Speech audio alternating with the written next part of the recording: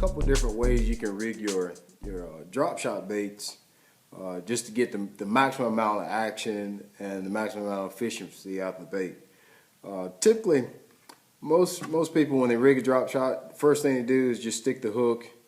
Just take the bait. Just got a small drop shot hook here, and this is just a stick bait here. Just stick it through the nose, and that's pretty much it. That works just fine. But you can see that bait's going to move around, has a good bit of play on the hook.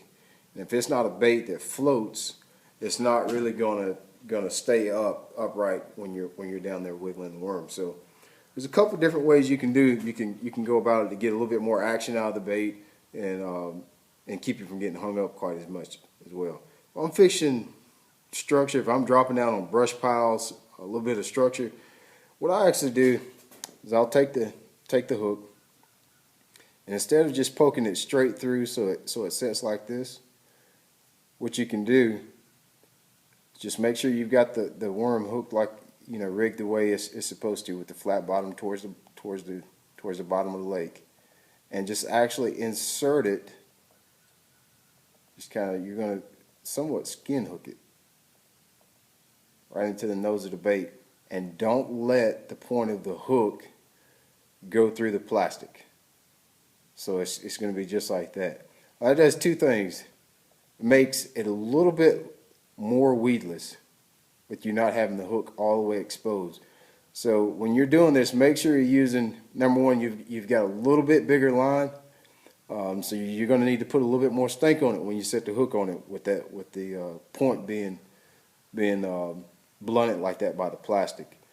So keep that in mind. I'll do that when I'm fishing in brush piles, dropping on brush piles, or sometimes even when I'm casting it out, flipping it around in grass and things like that.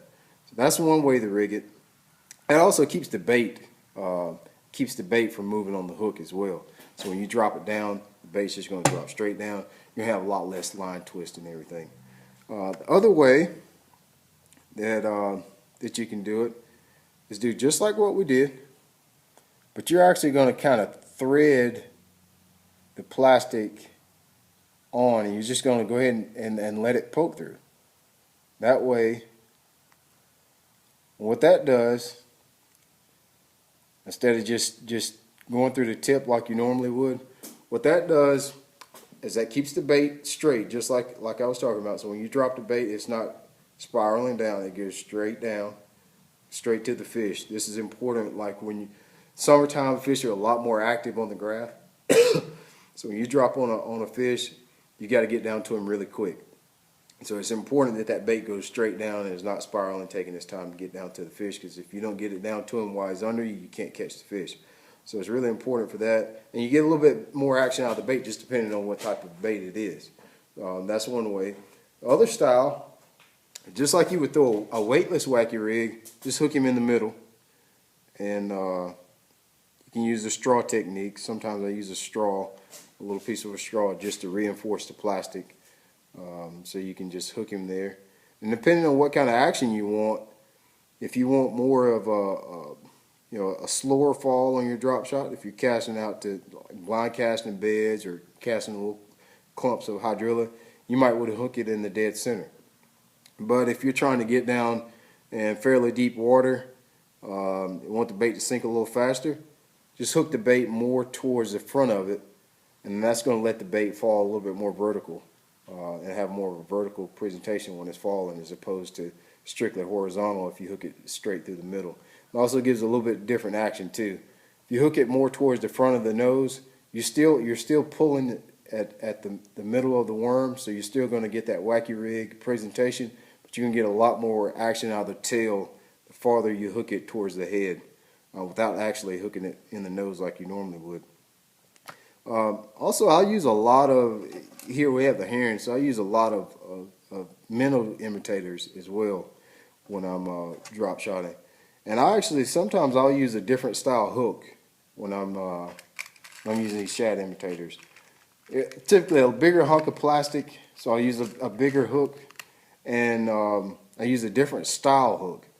This style hook, this is called a standout, and what it does is, you can see it's a really funky looking hook.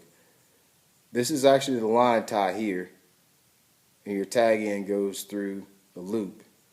And it, no matter how heavy a bait that is, your pull point is different, so it keeps the bait, it keeps the hook standing straight out.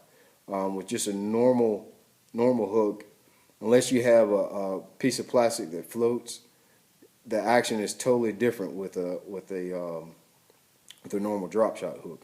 The standout keeps the bait pointed up, and it gives it a lot more action. Typically with this, I'll thread it in the nose like we talked about before. I'll just go back about 1/8 inch into the plastic and just pull that hook right out to the tip of it. That way that doesn't hang up as bad. That keeps that bait from moving too far back and forth.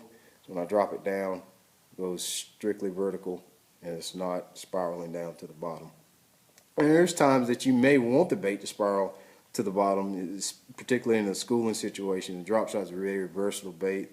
You can use it in so many different applications. I'll actually use it for schooling fish as well when they won't bite anything else. Just throw a little light drop shot over there and let it just flutter down to the bottom. Some type of small minnow bait, and that's been the best presentation. So there's a couple different ways for you to rig your drop shot. Try the ones, try these, see which application works best for you.